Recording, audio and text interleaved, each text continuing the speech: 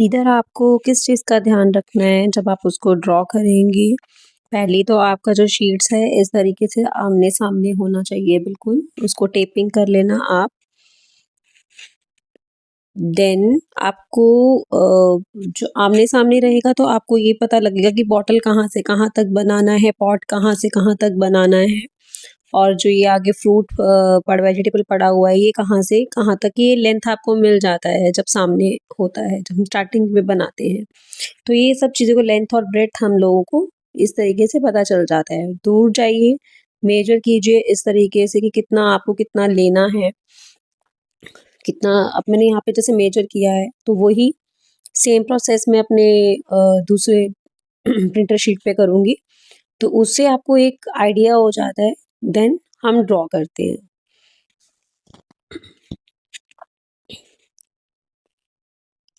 आप इसको लाइन्स में भी ले सकते हो पहले कि सिंपल लाइन्स में ले लिया, देन उसको कर्व कर दिया, उस तरीके से भी कर सकते हो। और यहाँ पर आपको जो यूज़ करना है वो एचपी की पेंसिल का यूज़ करना है ताकि जब आप इरेजिंग करो तो नीचे बहुत ज़्यादा से धब्बे नहीं बने। तो इस चीज़ का भी आपको ध्यान रखना है। और इनिशियल डेज में आप जब प्रैक्टिस करते हो तो आप नॉर्मल प्रिंटर शीट ले सकते हो, न्यूज़पेपर पेपर ले सकते हो, ऐसा कुछ भी आप लोग यूज़ कर सकते हो।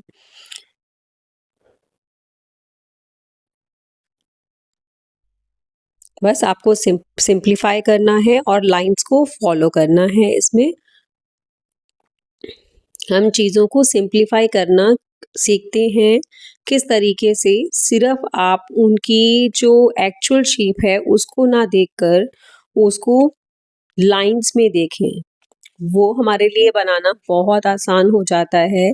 चाहे आप ग्रिड मेथड में फिर उसको करो तो ग्रिड मेथड भी अगर आप कर रहे हो, कोई डिफ़िकल्ट आपको शेप लग रहा है तो उसको शेप की तरह ना देखकर आप उसको ग्रिड में भी उसको लाइन में भी देख सकते हो, तो वो भी आपके लिए ईज़ी हो जाता है। एक बार लाइन में लो देन हल्का-हल्का कर्व्स करते जाओ। तो स्टार्टिंग में ही फाइनल टच नहीं दें अपने वर्क को, पहले एक रफ स्केच, देन फिर उसको चेकिंग, फिर रीचेक करो। रीचेक में भी बहुत सी मिस्टेक्स निकलती हैं, तो इस चीज़ का भी ध्यान रखना है। थोड़ा स्लो प्रोसेस रहता है, पेशेंस के साथ करना है ईच स्टेप को।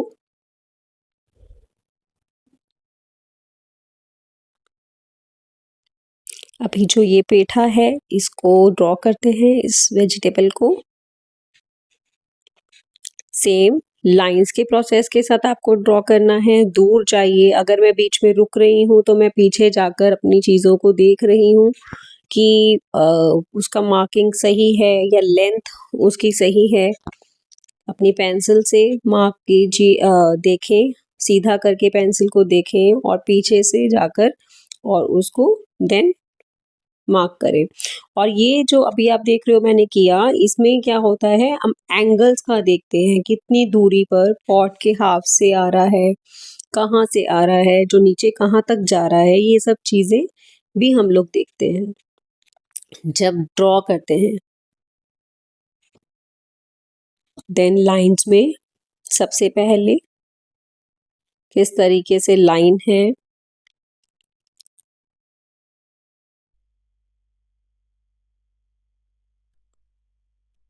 जहाँ आपको लगे कि मेरा गलत हो रहा है, रुकें, उसको रीचेक करें, देन दोबारा उसको ठीक करें।